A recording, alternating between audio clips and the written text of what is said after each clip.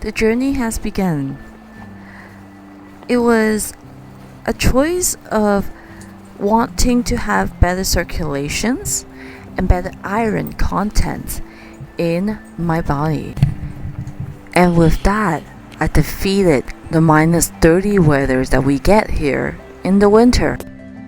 A lot of people get confused and say, well, what do you start eating then?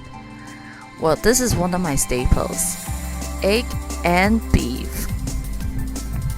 It is simple as getting hot pot beef from your local Asian grocery store, or getting it from your local farmer and then have a slicer at home to slice beef into very thin slices. I like to use the fattiest beef there is, run it through boiled water, add an egg, and add your favorite spice. And there are times where I will have it raw. Since raw is easier and more bioavailable to digest, so if you can stand raw meat, I highly recommend eating this at least 3 times a week. The second staple item I definitely have is, of course, bone broth. For days where my digestion isn't feeling right, or just for days who I want lighter meals. There are so many ways you could cook a bone broth. You just have to wait for my recipe book for me to give you some of my favorite ways to make soup. And of course, you know who to call when you want good bone broth. And there are so many amazing restaurants out there that has a lot of meat in their menu at a very good price.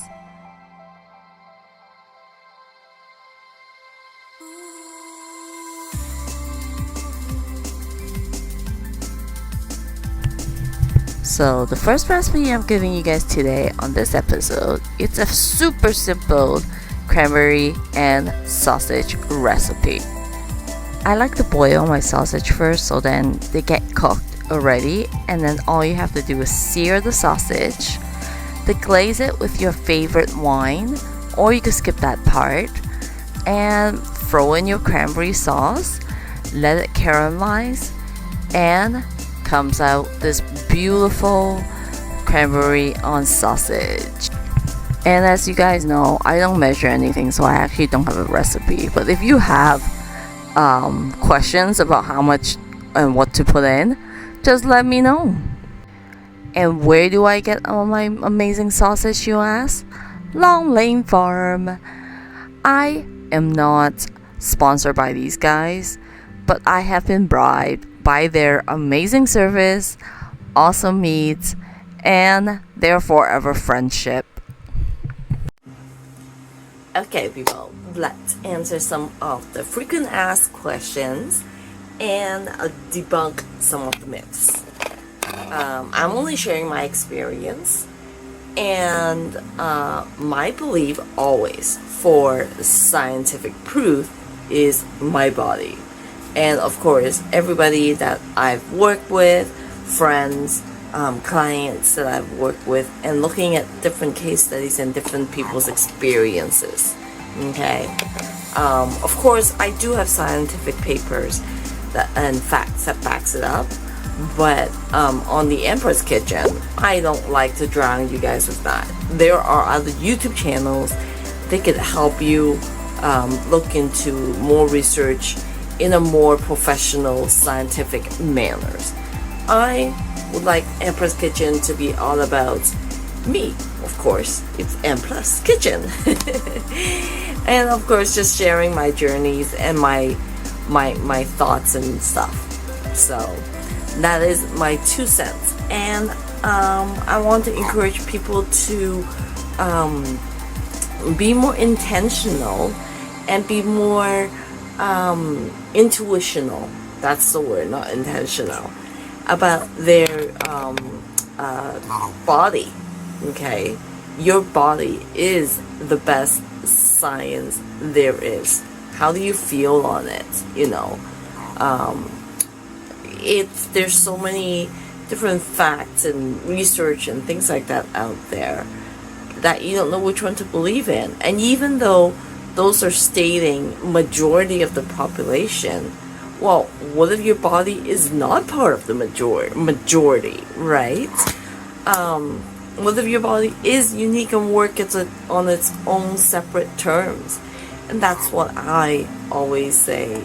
Really trust your intuition and how you feel, especially when it comes to eating. And I'm just sharing how I feel after I start the meat diet. And I've shared all the good things, but now here is the dark side. I think I jumped into it really fast. So then I noticed that there are slow digestion. So with that experience, I always recommend a nice cleanse to optimize your digestion before starting this diet. So I would do a celery cleanse. I would do a 24 to 48 hour fast. And I would actually always pair the meat eating diet up with a fast afterwards. Just because it is a slower digested diet, especially if your digestion system is not at the optimum level. And it takes a lot more time to digest the meat. Therefore, I've noticed that when I eat a heavy meat or fat meal, that I sometimes just do one meal a day. I don't feel like eating, or the physical doesn't need it. Sometimes my emotions still crave for other foods and things like that. When I talk about meat eating habits, it just means that I'm basing it more like in the plates. I'm doing an 80-20 instead of, eating more carbs or vegetables. It doesn't mean that I'm eliminating all carbs or vegetables. Again, I go back to my body and see what I feel like those days. I can't eat a butter chicken dish or something that has a lot of sauce without my rice, or a little bit of sourdough bread, let's say. But and as you see with my recipe, I always pair it up with some nice sweet things anyways, like cranberry sauce with my sausage, a little peach or apple sauce with my pork chop or my beef. I don't oppose to that unless you have a symptoms or a goal that you are trying to reach.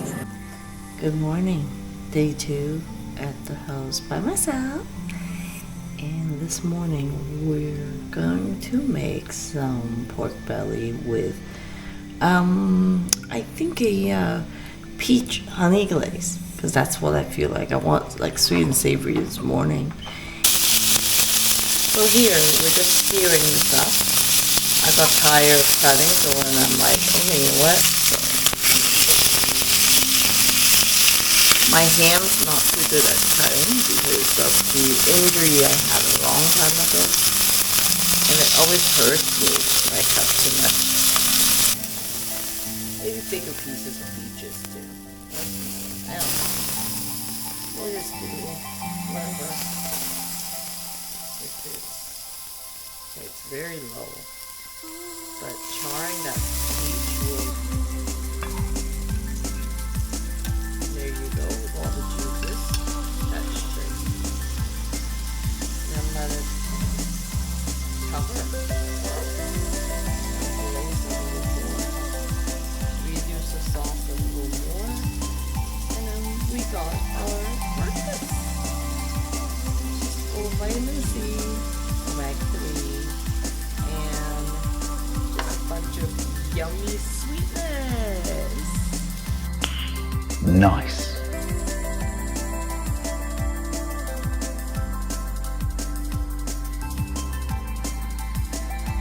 first few months up to like February, I would say, I noticed that the bowel movement has gotten a lot better.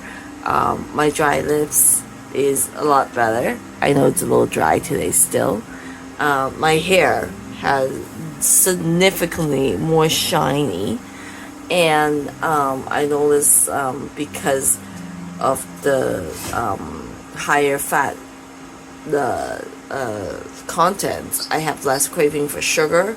Therefore, my abs has become like just, it looks good.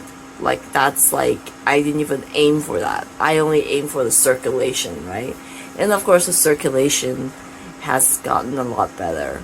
Energy level wise, I do get a lot more tired after I eat a heavy meat consumption. But the thing is, I also sleep a lot better. So after it get digested and everything, I do get good energy, and the energy lasts longer than as if I was gonna consume carbs and stuff. So that's enough blabble for me for this episode. Make sure you tune in my next episode for my experience from spring 2025.